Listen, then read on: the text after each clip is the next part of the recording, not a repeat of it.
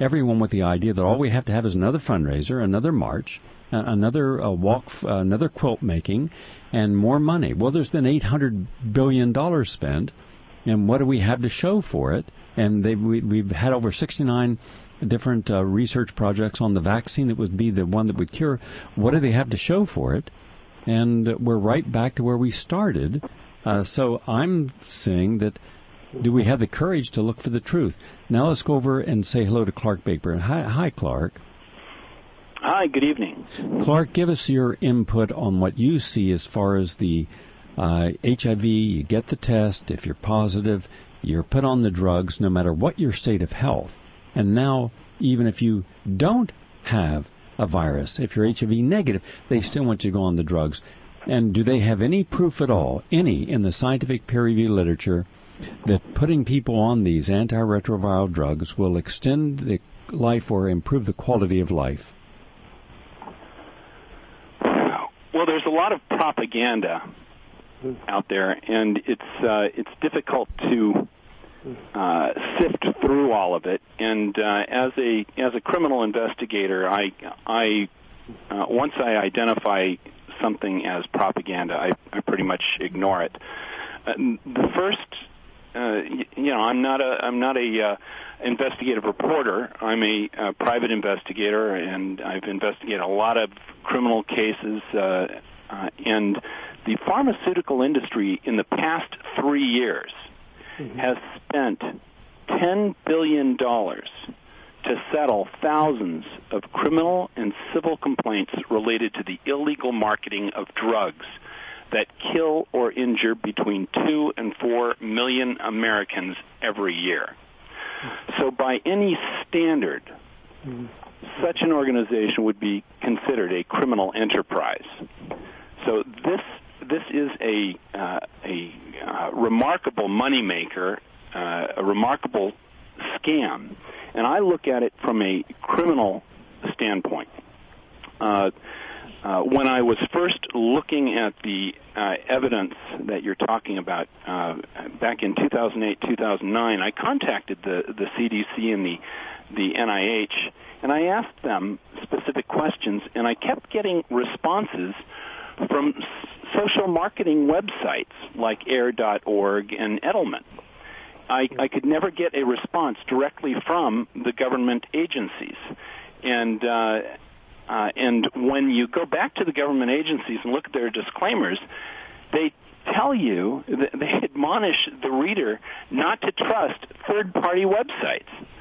So the U.S. government, the NIH, the Health and Human Services, they're contracting with third-party websites that have no obligation to tell the truth. And the disclaimer on the government website says, don't believe them.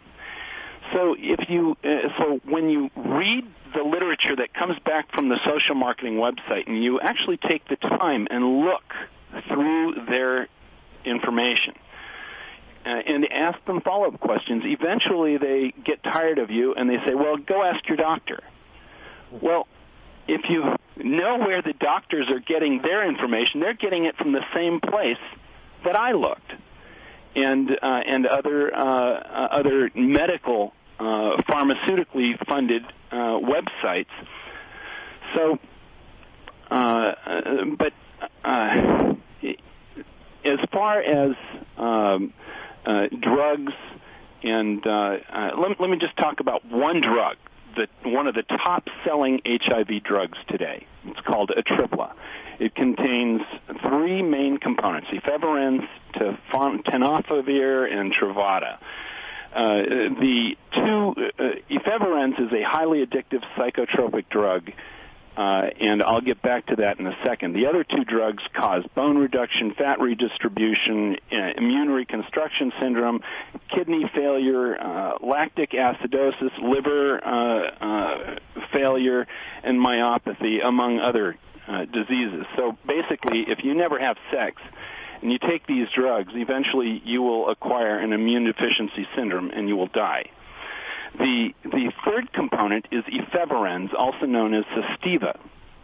This drug, I've got videotape on our website, OMSJ.org, that shows kids smoking it like crack cocaine. Now, I've arrested over 2,500 drug addicts when I was with the LAPD. I've physically examined them, I interviewed them, and I processed them.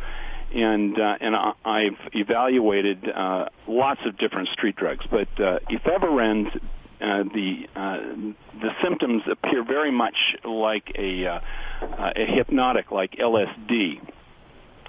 And so, but this drug, it doesn't seem to have any therapeutic treatment. It's there for enforcement, as an enforcement mechanism, not unlike the way nicotine was used by the tobacco industry as an enforcement mechanism to perpetuate addiction.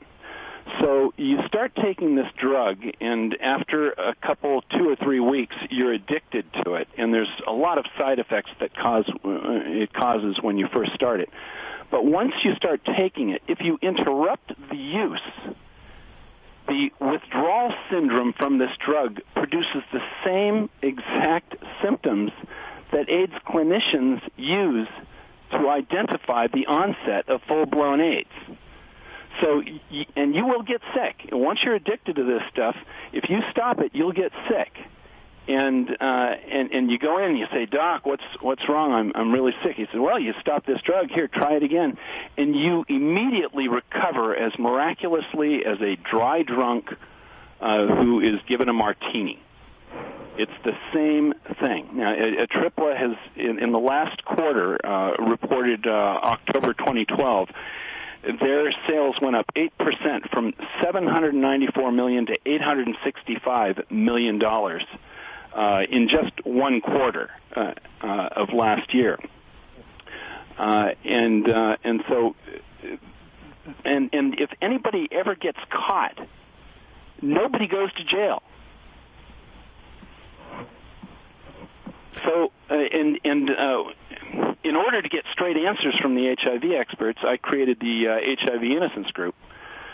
Since 2009, we have investigated and helped in the defense of dozens and dozens of people who were accused of HIV-related cases. And when we look at the medical record, it's clear that the physicians who alleged that these people were infected never conducted a diagnosis at all. And there was, in most cases, there was no evidence that a doctor even attempted to make a diagnosis. However, many of these doctors received kickbacks from Bristol Myers Squibb and Gilead, which is the maker of the components in Atripla. And coincidentally, both of those pharmaceutical companies are currently the subject of multi-state whistleblower lawsuits where sales reps are reporting up to $100,000 in kickbacks to physicians who unnecessarily prescribe these toxic drugs to their patients, to their otherwise healthy patients. So this is criminal behavior. Okay. Clark, we got that message, and I appreciate you sharing that with us.